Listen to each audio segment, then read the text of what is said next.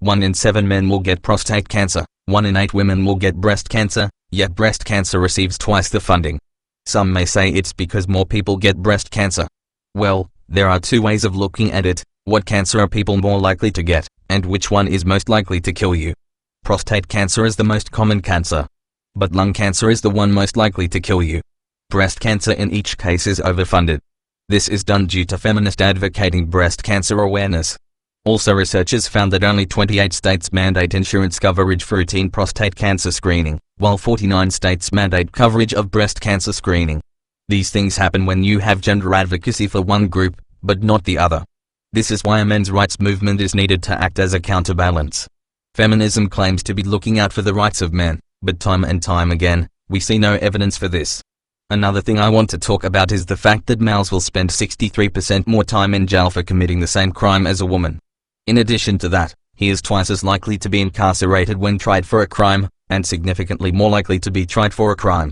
Let me repeat that: significantly more likely to have his crime go to court, twice as likely to be incarcerated for it, and will spend 63% more time in jail for it. I don't have to tell you how much of that accounts for the discrepancy in the male-to-female incarceration ratio. But the total male prison population is a statistic feminists often use to say, look, men are more violent, that's why women need special protection laws, and her word should count more in court because men are criminals, women are just victims waiting to happen. But not all feminists are like that. I am tired of hearing you men's rights activists find a way to blame feminism for all of your problems. Young lady, in this day and age, with little exception, all gender inequalities are caused by the one-sided advocacy for women, by feminists. Now, in some cases I am willing to believe that this is not done with the express intention of doing harm to men, but in other cases there is a direct effort on part of feminists to persecute men. Feminism works to help create equality between the sexes. That's its definition. We only attack men's rights activism because it attacks feminism. We only attack feminism when it attacks us. Feminism does not attack men. Feminists stage violent protests every time men's rights activists get together, including barricading access to buildings, pulling fire alarms, violent assaults, and bomb threats. Not all feminists are like that. Feminists on college campuses continue to recite the statistic that has been disproven many times, that 1 in 4 women will be assaulted, thereby demonizing the male student body and teaching women to live in a false state of fearing men. Not all feminists are like that. Feminists routinely insist that reproduction is a women's issue, rather than the gender-neutral issue it is, and routinely shame and scold men for talking about their reproductive right of legal paternal surrender. Not all feminists are like that. Feminists insist on pushing for more funding of domestic violence shelters, while constantly fighting to block funding for men's shelters, and insisting that women's shelters be for women only.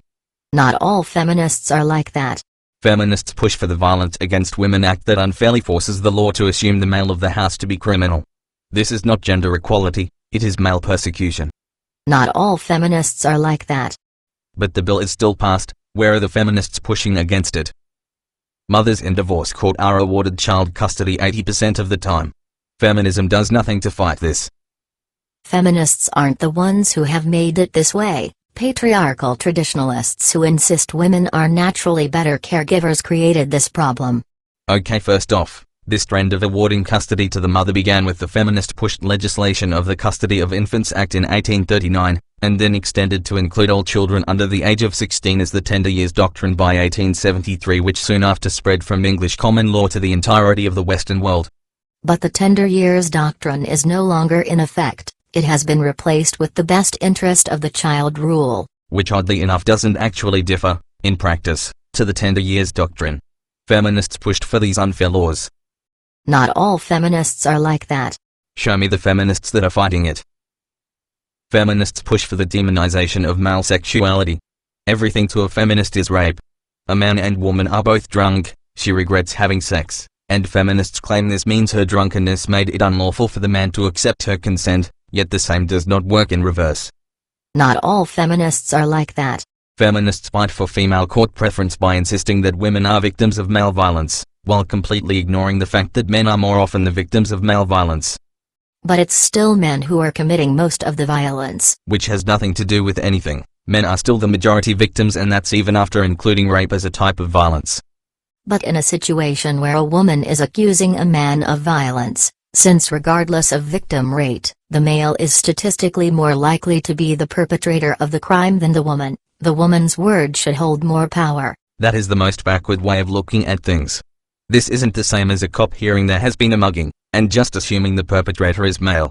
This is hearing a person claim another person committed a crime, that person denies it, but his biology is taken into account and weighed against him. So your comparison is completely erroneous. Furthermore, it is insisting because one demographic of people have a higher likelihood of committing a crime, they should have less credibility when denying they committed the crime than the person accusing them, which is the reverse of our innocent until proven guilty judicial system where the burden of proof is on the plaintiff.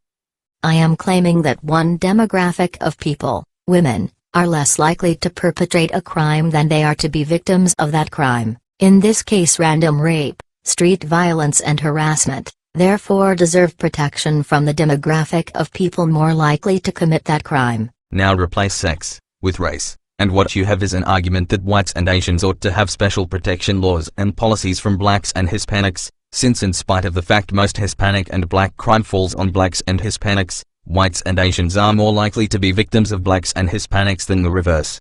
Golly, you'd think that was racist, wouldn't you? Not all feminists are like that.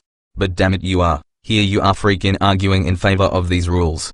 You know, there are two kinds of feminists, those who are like that, the ones that push unfair bias against men, and succeed, and the other kind of feminists that just stands there and says not all feminists are like that.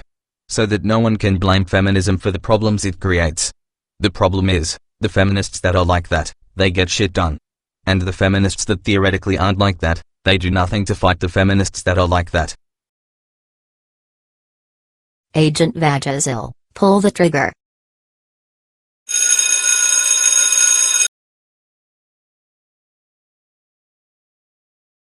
Can we try and get her to... And if you listen, MRAs should be, if you shut the fuck up and let me read my list, there's the fucking proof.